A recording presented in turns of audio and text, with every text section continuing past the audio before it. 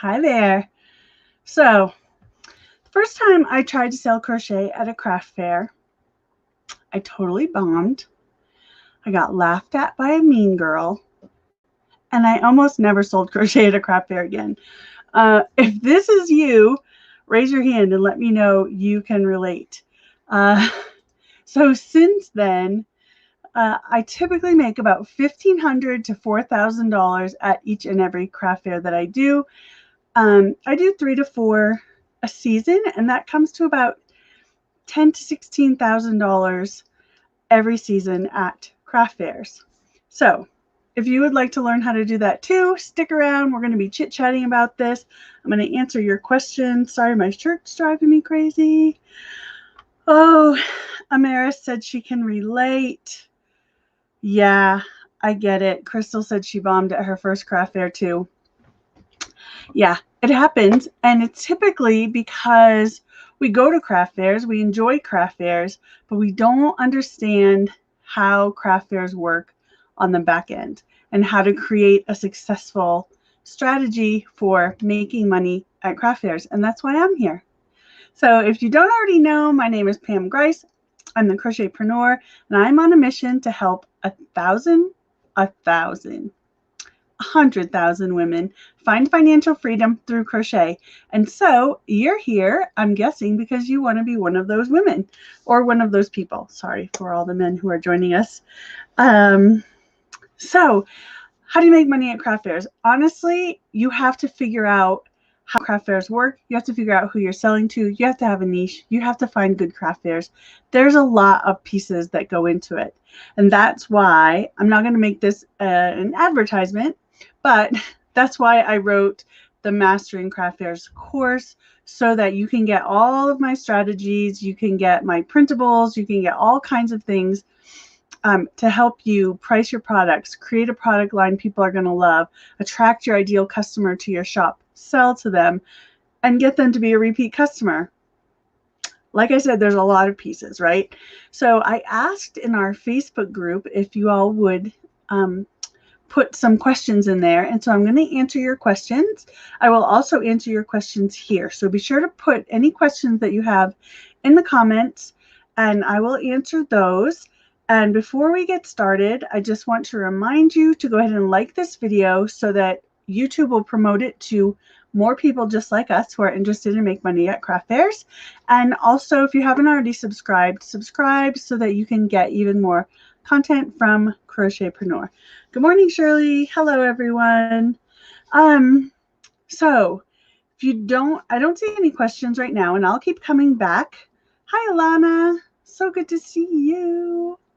I'm going to pull up the questions that we found in our Facebook group, and I will answer some of those. Let me see. Where are they? There they are. I'm just going to start from the top. Okay, this question was from Rebecca. Rebecca asked, what sort of packaging or branding is used for large-scale items like shawls and scarves?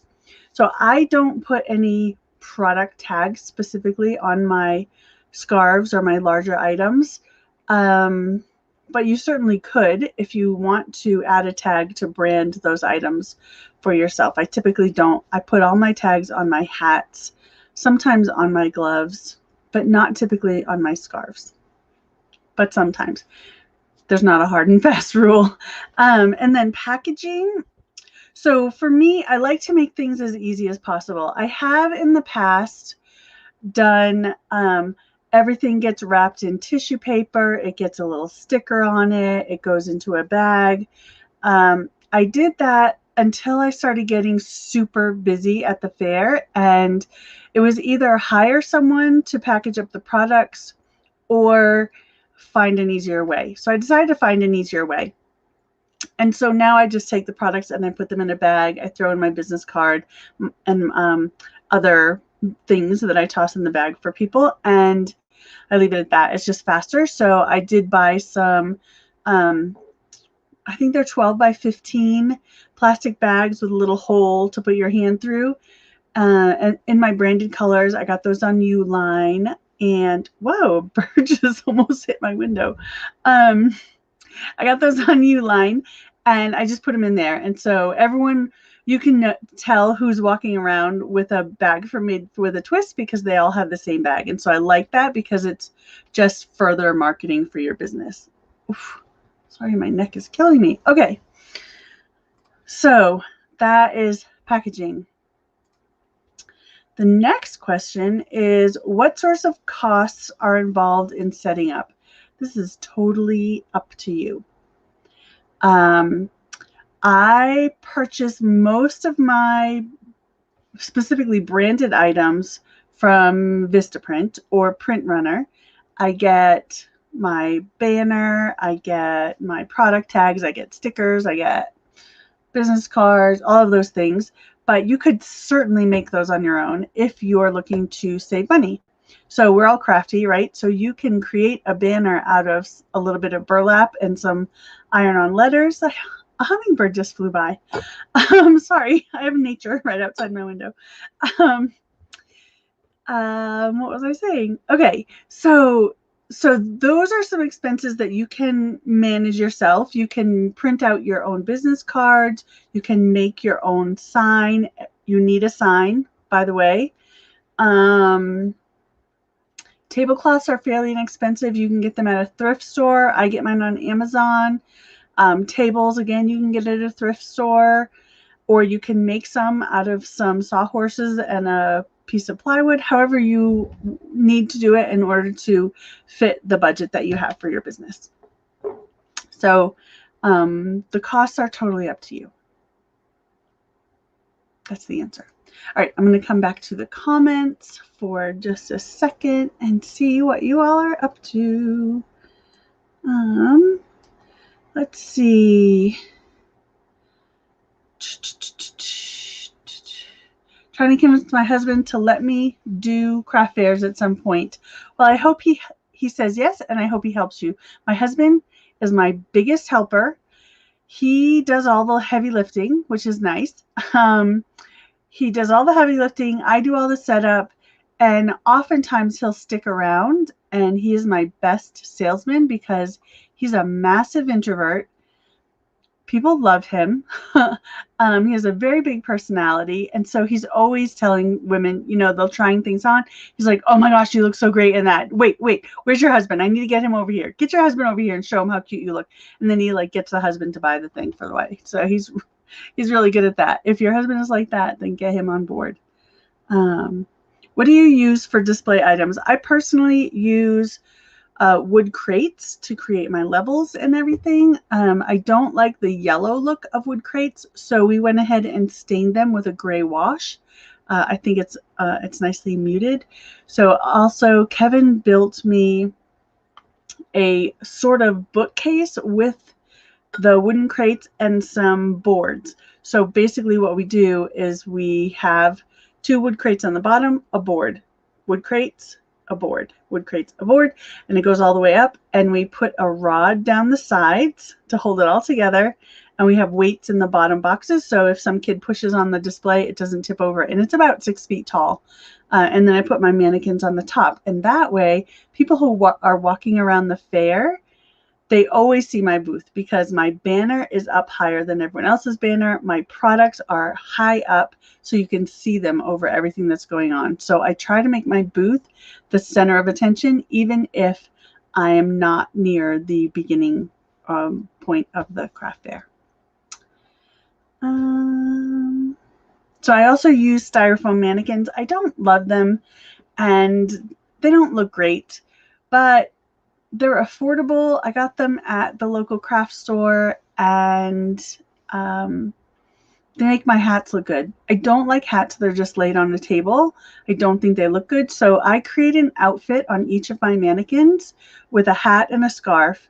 So I have like 4 different types of scarves, and I have like 8 different types of hats. So I mix and match those and create outfits on each and every mannequin that I have. And I typically have maybe 10 mannequins. And almost always the outfits that are on the mannequins sell out first. People love to see how they're styled, and they're like, I just want this. Can I take this off your mannequin? And then they buy that, and then I just restyle it with another one. So all of the products that I create are mix and match so that I can do that and create lots of different styles of outfits. What type of finished items sell the most at craft fairs? So this is one of those questions that is it depends question. So it depends on the fair. It depends on the people who come to the fair. And it depends on what time of year it is. It depends on where you live. And it depends on your pricing. So I can't really give you an answer for that. I can tell you that for my craft fairs, I specifically sell to mid to upper income stay-at-home moms whose husbands have well-paying jobs, who love fashion, who love Instagram, who don't mind buying a brand new winter wear outfit every year because I get the same customers every year buying a new outfit. What did you make this year? What's different? I need one of everything. So those are the women I sell to. They come to craft fairs not with their mom. Sorry about the flies. Not with their mom, but they come with their girlfriends or their daughters and their daughters' girlfriends or their husband. And because they do this, I create the opportunity to sell to them depending on who they're with. So, and this is a skill that you can develop over time. So I can't tell you what sells best. I'll tell you what sells best for me. And those are my super scarves. Walgreens always has deals on larger print items. Do you ever adjust your pricing between online sales and in-person sales? I feel like people expect bargains at craft fairs. I never price for bargain buyers except in my clearance bin. The things that go in my clearance bin are things that have hung around in my inventory for 2 years or longer. If they've been around for 2 years or longer, and I just keep those kinds of things in a separate bin, I have a clearance sale. They're like 50% off, and I just want them out of my inventory. So the people who purchase those are bargain buyers. They're not my target audience. I don't do anything to schmooze them. I just let them come, take those things off my hand, and go. So it's a very different relationship than I have with regular buyers. My buyers know my prices. However, they are lower than online because online I'm reaching a wider audience, a worldwide audience, and I just know that people online are willing to pay more than people in person. However, I only reduce the price by like 10% at most. So it's not like a huge reduction. I might sell a hat for $25 rather than $30. So what is that? That's a 20% reduction? I don't know. Do the math. So I might reduce it by $5 than online. And also online, I have like other fees that I have to pay. So that's accounted for in the pricing. And also I have free shipping online. So that's accounted for in the higher pricing as well. So, and I tell my customers, if they're like, oh, I'll just go to your shop. And I say, okay, just know the prices are higher online because it's more convenient for you to purchase here. But that's the way it is. And so I just let them know. Are there some niches that don't sell well at craft fairs? I'm sure there are. I mean, I'm sure there are. I can't tell you what they would be. I have people always asking for blankets, but I don't sell blankets. But I've seen people do children's hats do really well. Amigurumi can do really well. It just depends on whatever niche. Like the niche doesn't make you, you make the niche. So if you decide this is what my niche is going to be, you figure out how to really appeal to those customers and find craft fairs that they're going to be at and sell to them. And that way it doesn't matter what your niche is because you're the one in charge. The niche isn't in charge. You're the one in charge. I'm going to go back to the Facebook group questions in just a moment. I'm going to answer this question first. What happens when you need to use the restroom? Do they have anybody there to watch your stuff? Sometimes. Typically, if I'm doing a craft fair at a high school, which most of my craft fairs are at high schools here, they have students that are acting as runners, and they go around and they help people with that. If they don't have that, then I make friends with my next door neighbor and offer to help them, and they help me, and that all works out. But yeah, it's a necessity, and that's I particularly like craft fairs where if it is at a school and they open up the school cafeteria, and the kids and their parents will make food and deliver it to the vendors, so that you don't have to worry about bringing your lunch and bringing, you know, all of that stuff. They just bring around a menu at the beginning, collect your money, and write down your booth number, and bring you for food. So that's always helpful because you don't have to go figure out how you're going to do food and stuff. Okay, I'm going to go back to questions. I'm coming back here in just a moment. Where are our questions? Okay, here's a good question. How do you prevent theft? There's a lot of strategies you can use to prevent theft.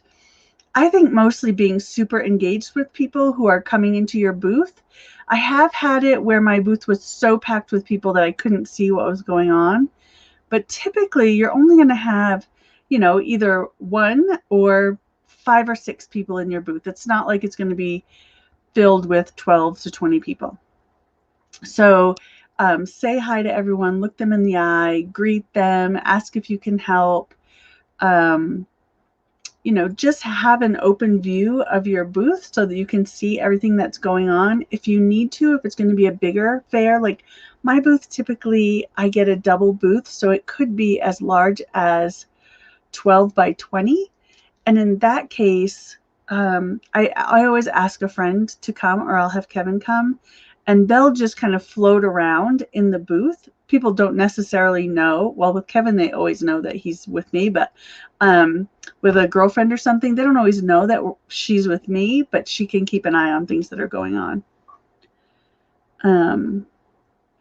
Yeah, keep really valuable things. If you have things with crystals on them or things that would be more likely to be stolen, keep those close to where you are. Next is, I'll be right back to your comments. Next is, can you do a craft fair when you have limited energy? So some of you know, some of you don't know that I struggle with some health issues. So I do have chronic fatigue. I do have stage 4 kidney disease, which seriously impacts my energy levels. But you make it work. You know, you can use anything as an excuse of why you can't. Now, if you can't get out of bed, that's one thing. But if you're just tired, bring a friend, bring a helper, pay a helper. I have paid people to come with me. I would pay them either half in cash and half in product, or all in product. Have them come and help you. But mostly when you're at a fair, the hard part is the setting up and the taking down. So if you want to hire a teenager to help you set up and take down, do that. But mostly when you're at the fair, it is exhausting, but you can sit, especially if you get a taller chair. Like I usually sit on whatever chair they provide, but if you get a taller, like director chair, so that you're up higher and you can see everything that's going on, you know, you can still reserve your energy in that way. So yes, you can do a craft fair on limited energy. I do it every year. I run my whole business on limited energy. Like seriously, I get 4 to 5 hours of sleep at night. I'm exhausted. My body's not working right, but I'm still making it happen because it's important to me. So, and I down the vitamins like crazy. So, yeah, that's that. Okay. I will come back to this question. I'm going to come back to your comments. Do you target a certain size show, as in minimum number of vendors participating? I haven't particularly done that, but it might be wise. You know, I've had really good success. I've done in-home craft fairs with some of my crafting friends. And so I think there was only 6 of us, and I still did like over $1,000 in sales. Like everyone just invited their girlfriends. So it depends on, the biggest thing that it depends on is your target customer going to be there? That's the biggest question. Is my target customer going to be here? And if so, it's worth it to give it a shot. I've done, where did I do? It was when I was selling jewelry, but I did a craft fair at some sort of event opening. They had like 3 vendors, and I still did good because my people were there. I was selling like, I was painting at the time, and so I took my paintings and turned them into jewelry. And so I was selling jewelry of the paintings, and I think it was an art gallery opening. And so, you know, my target customers were right there. So if you find your target customers, go to where they are.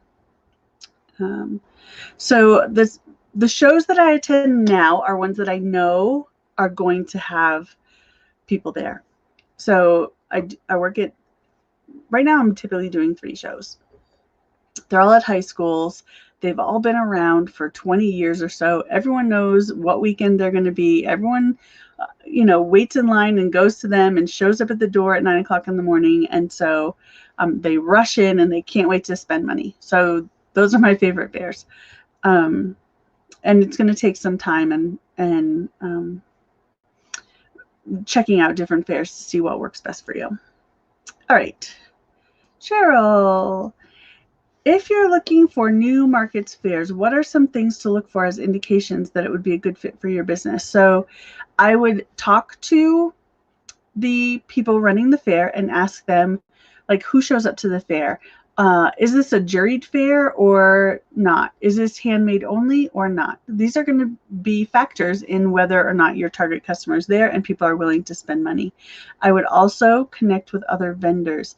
Here in my area, we had a Facebook group specifically for handmade vendors, and we would get together and be like, is that a good fair? Is that a good fair? Are the, you know, the organizers, are they advertising? Like getting all the behind the scenes dirt before you give your money to an event and reserve a booth. So if you can talk to people, you can even, like, there's no time constraints. You can this year decide you're going to go to all the craft fairs and scope them out, see which ones would fit for your business, and then apply. And what's good about that is you can go and talk to the organizers while the fair is going on and get an application and fill it out right there for the following year. Oftentimes they will have their applications available for the following year. And so do that, and you're ahead of the game. You've already scoped it out. You've already seen if your target customer's there. You can talk to vendors, especially if it's not very busy. Don't bother them if they're trying to sell. Yeah, so that's what I think. Check out a bunch of things. Wait, I just lost something. I need to scroll up. How do you combat the venue promoter not promoting the show efficiently? Ha! It happens all the time. Last show I did bombed for all vendors because of this. After expenses, it was a major financial loss. Yes. I always say, this is one of my sayings that I say to all of my students, you are 100% responsible for how well your business does. And so relying on the promoters to promote and do a good job gives up control of how well you're going to do at the craft fair. So I really recommend getting together with some other vendors who are going to be at the fair. I can hear my husband coming. I can hear his truck. I hope he doesn't interrupt us, but he might. Be prepared. So we started a Facebook group. We started an event. We invited everyone we knew, and we did our own promotion. It was all free things. It wasn't any, we didn't do TV advertising. One person did go on the news. And so there are free things that you can do to get people to come to your fair. And it's your responsibility as a business owner to make sure it happens. So don't rely on the promoters. You never know how well they're going to do. You can look at, previous years to see how they're going to do, but everybody is different, and people have crises in life, and people get burned out. And so you just can't rely on them. So figure out some ways that you and other vendors can promote the item or promote the craft fair. Jody says, I like the tablecloths that have pockets for the feet. Before I got them, I used bed sheets, and twin fitted sheets were great for outdoor shows. Thanks for the tip. Do you have any pictures of your tables and booths? I am not good about taking pictures. You might find them on my Made with a Twist Instagram. Usually when I'm at a show, I'll post a picture of my event, but it's hard because my booths are pretty big, and so my photo, sorry if you can hear the truck, my photos are usually taken from pretty far away, and so you can't really see what's going on. I'm not good about that, sorry. How many of each item do you recommend having on stock? And my answer to that is as many as you can. Because if you don't have it, you can't sell it. That's my perspective. Some people say, oh, if you have 2 or 3 of everything, you're fine. I don't think you're fine. I think if you want to make money, you have to bring inventory. And so seriously, so I made the decision this year that I'm not doing any craft fairs because of my situation here at the house, that I don't have a house right now. It was supposed to be done, but it's barely even started. So, okay, here's Kevin. Hello, Kevin. I'm doing a video. Oh, I thought you said 10:30. 10 to 11. All right. If you can be quiet. I guess that's. Sorry, guys. I can do. Okay, he has stuff he can do. He's building a fence. He's been building since 6 this morning, and it's 10:30, so it's getting hot out. It's about 80. Anyway, let's get back to that. What were we talking? Oh, yeah. Make as much as you can. Bring as much as you can. That's my philosophy. Typically from mid-July, early August through craft fair season, I am crocheting 8 to 10 hours a day. I am making like crazy and stocking. And because I have sold out before and I don't ever want to sell out again. I didn't like that feeling. I didn't like knowing I was missing out on sales. So I make as much as I can. Your first year, I would say it's okay to be conservative because you're trying to see what sells. But I know in my area what sells, and I know what my target audience will purchase. So the more I make, the more I sell. So that's what I say. I also have a video about craft fair inventory if you want to go search that out here on YouTube. How would you display Afghans? So you can bring a blanket ladder. You could do all sorts of things. You could bring one of those drying racks to put Afghans on. I've seen people do that. You could have some chairs to lay them over. Some people I've seen like lay out their booth like you're in their home, and so they have things arranged. You know, they do all home decor and it looks lovely. So it just depends on how extravagant you want to get. But I would think a blanket ladder or a drying rack would be really beneficial for that. I was going to say, a lot of times I say go to a store and see how they're displaying them, but stores are not great about that, except maybe Bed Bath & Beyond. So yeah, I think a drying rack would work. Should you do something different from your niche for craft fairs? I would say no.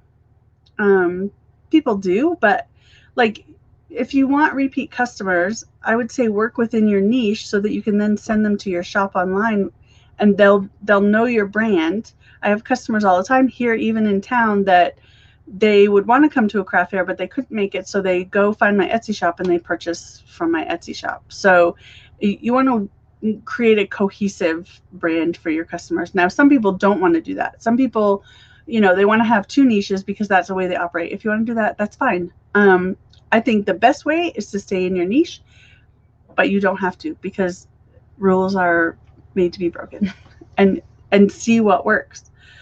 It's all, the whole thing about having a business is trial and error. See what works and do more of what works. How do you protect unsealed items from mittens from one year to the other? I'm not sure exactly what you're saying. How to protect unsealed items from mittens from one year to the other. So I protect my items by putting them into plastic buckets. So nothing gets dusty, nothing gets dirty. They're all in plastic buckets. How do you know what price to put on your items? You use the Crochetpreneur handmade product pricing calculator. which is part of the Mastering Craft Fairs class. Just so you know, in the Mastering Craft Fairs course, you get the handmade product pricing calculator, you get the inventory, pricing and inventory spreadsheet, you get the craft fair planner, which has never been a bonus before. It's always been a paid item, and I just had it professionally redone by a professional graphic artist. You also get my list of favorite craft fair resources. So if you don't know how to price, go look down in the description of the video, click on the link, and get the course. You'll get all of that stuff. It'll make it super easy for you. Never done a craft fair before. How many items should a person take for a good start to take and sell? As many as you can. I mean, start with what you have, but keep making. I usually between craft fairs, when I sell a bunch of product, the next craft fair, I want to have the same amount that I had for the previous craft fair. So I make and make and make, and my husband knows, like, he's on his own for the week or 2 weeks between two fairs, and I just make, and I hire a neighbor to sew on labels and add all my product tags, and I get as much done as possible. I always try to keep a few smaller accessories for those with smaller budgets. Yes, I think that's wise.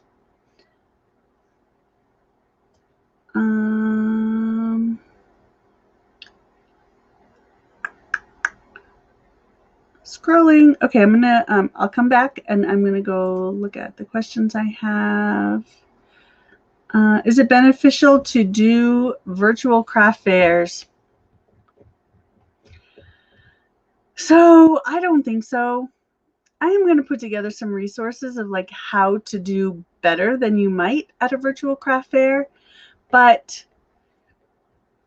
it just is not the same vibe. I mean, your Etsy shop is a virtual craft fair. Etsy itself is a virtual craft fair. Do that rather than spending your time on virtual craft fairs that are hosted on Etsy, are hosted on Facebook. I just haven't seen them be profitable. So I think there are some things you could do, like creating really great videos of your products, of creating excitement, of creating an event type atmosphere. But it depends on who's in that Facebook group. So I don't know. It just doesn't seem, I'll look into it more as I try and create some resources, but it doesn't seem to me to be the place to be spending your energy. When should you start making holiday themed items, and how much of your inventory should be geared towards those things? It totally depends on your business. Well, part B, it totally depends on your business. If you are focusing on sorry about my Band-Aid. If you're focusing on a niche that is about holiday items, then your whole booth. If you're not, then not very much. Because people are coming in for your niche items and not for holiday themed items. And so that could be a waste of time. But when should you start making holiday themed items, specifically for your Etsy shop, but also for your craft fairs? I think 3 months ahead of time is what I recommend. When do most craft fair organizers start accepting vendor applications? Some accept them the year prior to the fair, and some accept them, 60 days to 30 days before the craft fair. It totally depends on the craft fair. The more popular the craft fair with vendors, the earlier they take applications, and then typically they'll take applications from the people who are currently vendors at that fair, and then they will fill in with other vendors. I started my crochet business in December of 2013. It's not a great time to start a business. And so I was like, okay, I need to find some craft fairs. So I found some craft fairs who were willing to accept me, but of course they weren't the best craft fairs because those craft fairs were already full. So I just used that time as a time to explore and test and learn about how to sell. So that has its benefits as well.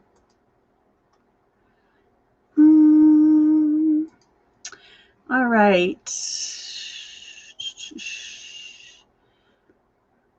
I hope I didn't miss anything. Do you allow people to try on items like hats and scarves? I do, because have you ever bought clothes without trying them on? No. Stores let you try things on. People want to try things on. They're less likely to purchase if you don't let them try things on. This year with COVID, I don't know. You're going to have to decide what's best for your own booth, but I just know that people want to try things on. Even if they're purchasing them for a gift, they want to see what they're going to look like. They'll grab people off the aisle and say, "You look like my granddaughter. Will you try this on?" So I do. I always have. I've never had any complaints. I've never had anybody say they've gotten lice. I've never heard any. No. So, yeah. How do you get people to come into your booth and then get them to buy? I've had so many shows, especially this year, where people just walk by without even glancing at stuff. So this is all about how you set up your booth, where you arrange your products. Do you put interesting things in the back of your booth? Are your target audience even at the fair? People will be afraid to come into. They'll walk by, but when they come into, this is a personal space issue. They're coming into kind of an enclosed area. So it's your job to make it super safe, super welcoming, so that they feel emotionally able to come into your space. So I typically do that by putting my most interesting things at the very back of the booth. I take a mannequin with my highest end product, put it up high so that people can see it. And I don't put myself out inside of the booth so that people don't feel like I'm going to accost them as soon as I come in. I'm behind a table, I'm behind my checkout stand, something like that. So it feels safer for people. And I just leave people alone. Because I'm an introvert, I understand that not everyone wants you to talk to them when they come in your booth. So I am very conscious about saying, "Welcome, take a look around. Let me know if you have any questions. Okay, the mirror's right there. You can try anything on you like." That's it.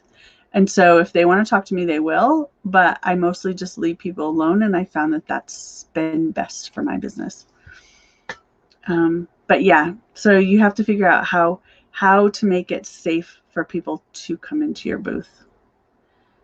How do you have the payment option set up? Do you use a QR stand that I see people use? I don't use a QR stand.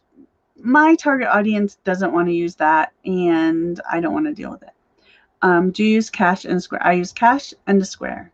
I also, if I were doing craft fairs this year, I would be using Venmo and the Cash App as well.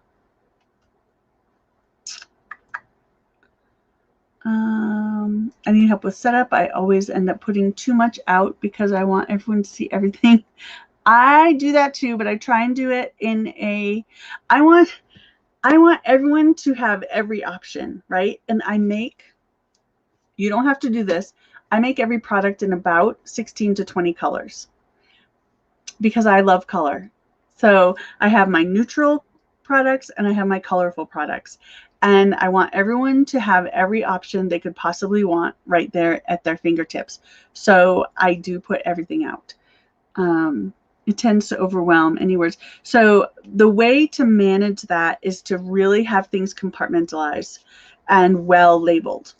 So I have all of the same kind of hats here, all of the same kind of scarves here, and I have it so that they move through the booth. They pick their hat, they pick their scarf, they pick their fingerless gloves or their boot cuffs. So as they move through the booth, they can find all of the things they're looking for. So one of my 6-foot shelves is almost always just hats. And it's a lot of different styles of hats, a lot of colors of hats.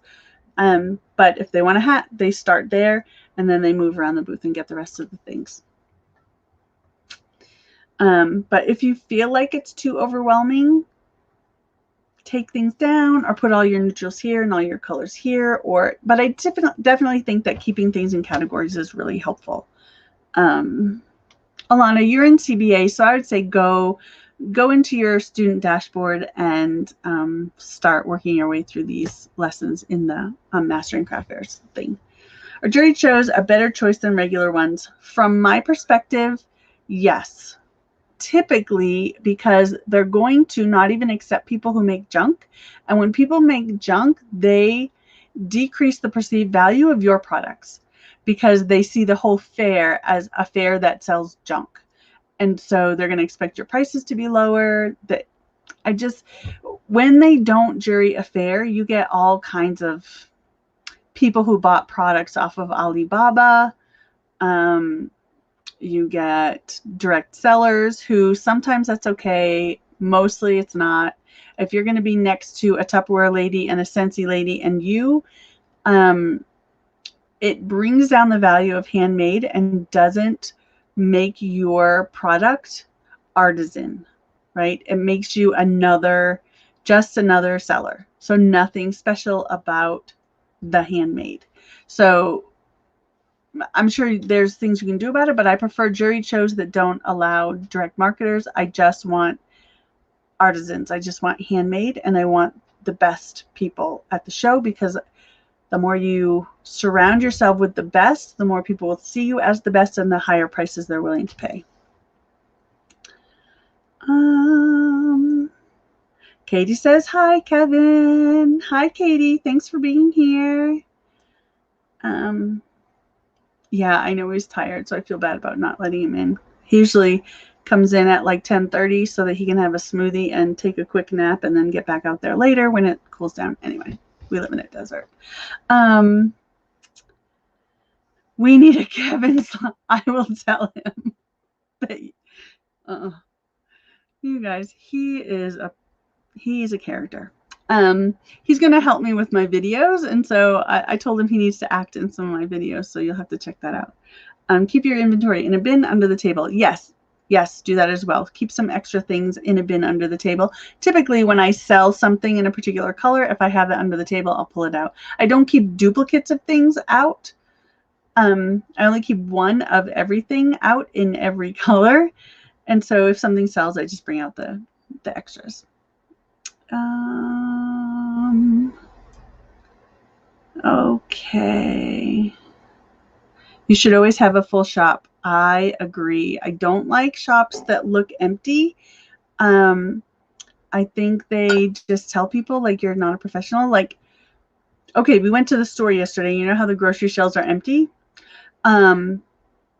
It just brings down the vibe, right? It just like at Walmart, they took a bunch of their fall decorating things and they tried to spread them out on the shelf, but it just leaves a bunch of empty spots. I think I would have preferred if like half the shelf was empty and all of the things were nicely styled over here, rather than like, hey, we don't have any inventory, we're going to try and make it look like it.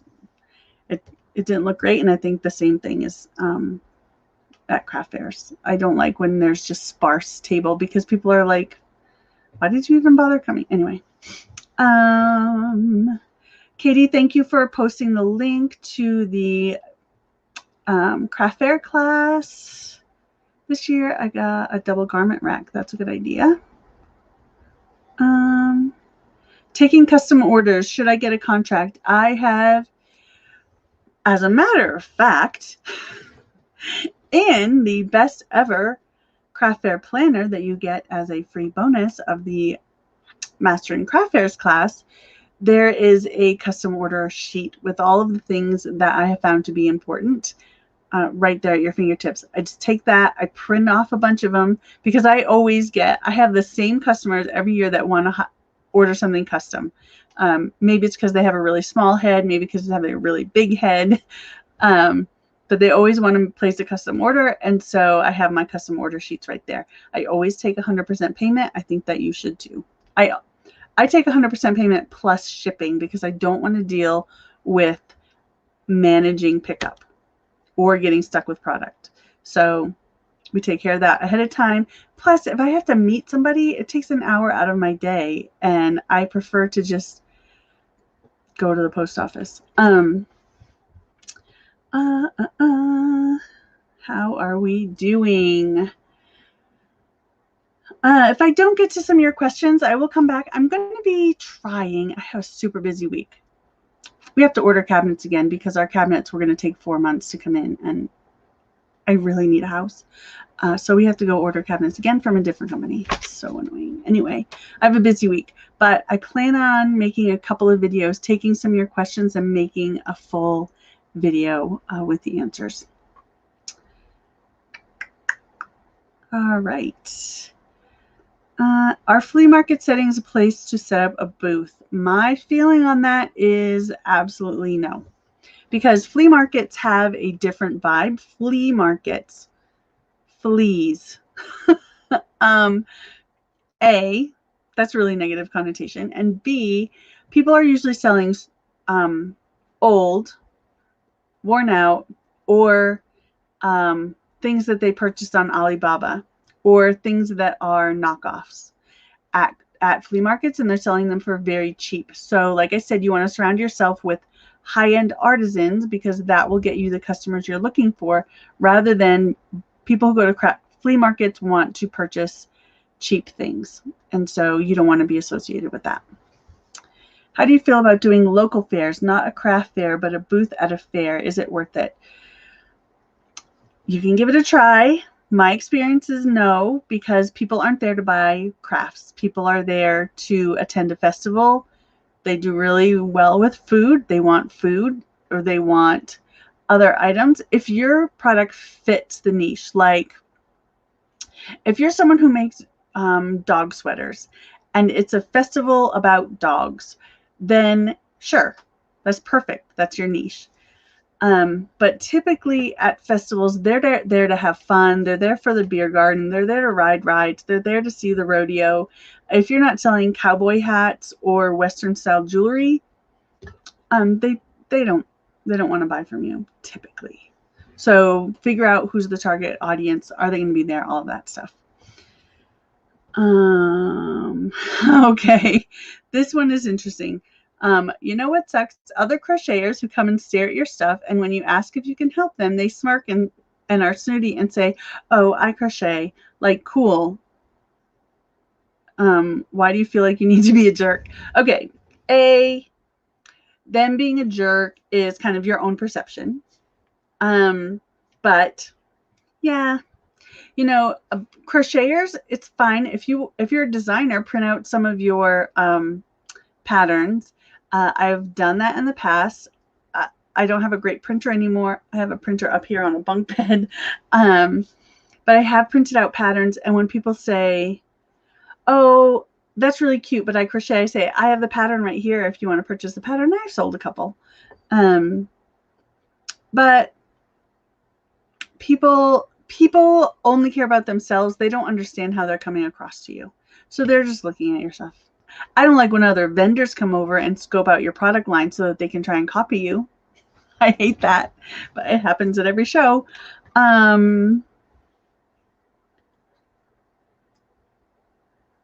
Let's see. Do you recommend to wash and/or block the items before the sale? Depends on what you're making. I don't take the time to wash my stuff because when I buy at a craft fair, I take care of that myself, and I don't feel like doing that. Blocking items is different. If your items need blocking, block them, because it will make them look better, particularly if you're selling garments or blankets or something like that that needs blocking in order to make it look high-end. Then I would suggest doing that. Oh, hello, Christina. I need to put up a sign that says, "You could make it, but will you?" I wouldn't do that because that's a really negative vibe. So I wouldn't do that. I've seen those signs, but for me, it's a huge turnoff. I don't know. Other people might have a different perception, but when I see that, it seems condescending. If someone says to me, "Oh, I can make that," I'll say, I will joke with them and be like, "But you're not going to. You should probably buy it right now. Go try it on." You know, like I'll say something like that to make it funny, but not shaming or condemning of them.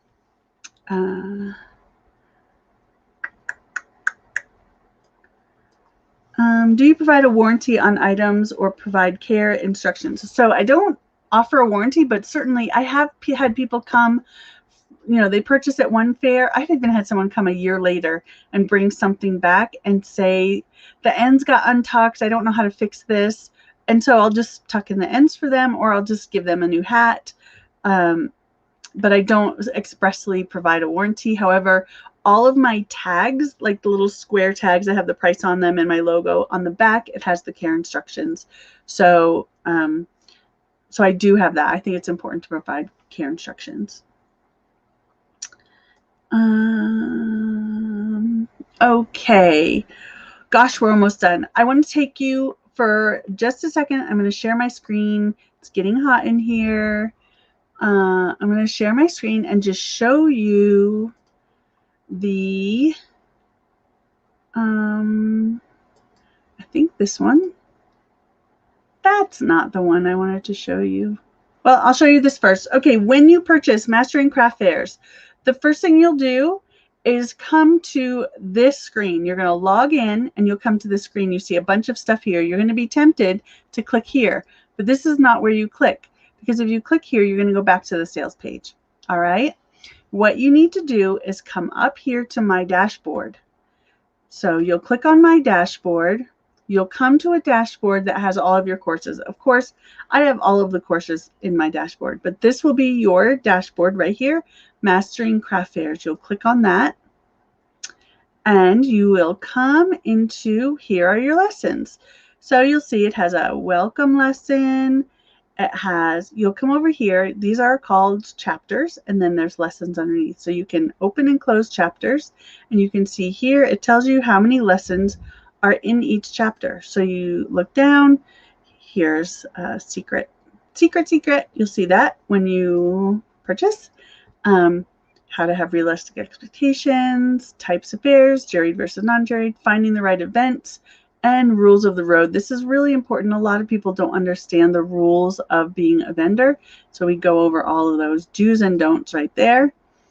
Your business, the critical foundational pieces that most people don't take care of before doing a craft fair, and that's why they're not making any sales. Here's your planning. This is planning for success. How to plan your pricing, your product line, your inventory, your setup, your policies, how to take payments, and how to plan packaging that will encourage people to come back and buy again next year. How to be the busiest booth on the block, right? Advertising, setting up, foot traffic, managing, preventing theft, what to do if you sell out, and packing up. Next is the debrief. Debriefing your market. This is an important step. Don't skip it. Figure out what worked, what didn't, what were your best sellers, what were your best colors, how much money did you make, how much tax did you pay, was this a good show? All of the questions are here, and inside one of your bonuses, you also have a debriefing sheet that you just go through all of the steps to debrief your market and decide if you're going to do that show next year. And finally, bonuses. Product pricing calculator, pricing and inventory spreadsheet, Mastering Craft Fairs. I'm trying to see if I didn't put pictures of those in here, but Mastering Craft Fairs planner. This is the physical planner, and there's also a planner template if you want to make it with your own branding. And then my favorite resources. So those are all of the things that you'll find inside Mastering Craft Fairs. And also, you're going to get an email if you're on my list.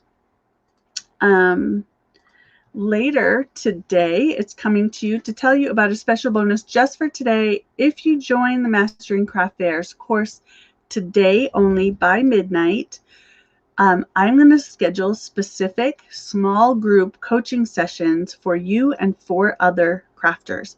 So it's just the 5 of us are going to get together for an hour. I'm going to talk about having a success mindset. I'm going to talk about getting rid of all of those beliefs and mindset things that are keeping you stuck. And I'm going to take your specific questions about your business and how to help you make the most out of your upcoming craft fair season. So if you want some 4-on-1 time with me for an hour, sign up today. This bonus is for today only. I only have so much time. There's only so many people I can work with. But if you purchase today, the link is below. Katie also shared it here in the comments. Then you get to have some time and we'll just hang out and we'll have a cup of coffee together. So navigating the sales page, I guess that's this one. Yeah, there it is. Oh my gosh, guys, you should see this cute video I made. Did you see it already? Okay, so here's the top of this video. All right, look. Can you hear it? No, you can't because it's in my headset. But look at this video I made for you. You should go watch it because it's pretty cute. You're going to get all of the details that you need. Find out what's going on. Read these testimonials of people who have taken this craft fair course in the past before it was revamped. It has been revamped for 2021, and I've added like 10 times, 4 times, 5 times more information than it had before. Before, it was a free product that gave some basic information and was really kind of trying to get you to buy the craft fair planner. But now I'm giving you the planner for free, and I gave you a whole bunch more information and a bunch of Canva templates. So read that. I got new photos done. All about the classes, blah, blah, blah, blah, blah. So read this. Take some time, read through it, decide if it's best for you. We do have a, oh, it says 9. I need to fix that graphic. We have a 90-day money-back guarantee. More testimonials, and FAQs. So go ahead, pop over there, see if all of your questions are answered. If they're not, I'll be in the Facebook group later today. Like I said, we have to go to Pueblo and pick out our new cabinets. So we're going to be gone for the afternoon, but I'll check back in before bed once we get home. Pueblo's like an hour and a half away, so it's an hour and a half. We're going to spend the whole afternoon there and come home at night. So I have more comments. Let's see. All right. You guys, this was fun. All right. I will be back a couple of times this week. I will be in the Facebook group answering questions as well. You can always send me a DM. You can send me an email, pam@crochetpreneur.com. I'll do my best to get back with you. I believe in this course. I believe that when you get the foundation in place and you set up your business in a way that's going to attract your ideal customer, it's just, what's the word? It's easy to make money as if it's growing off of trees. It's easy to make money out of thin air when you know how to do it. And I want to share with you how to do it. So I hope you'll go grab the class. And I will be back next week, but I'll also be back during this week too. It was great to spend some time with you, and I hope you have a great week. All right, take care. Bye.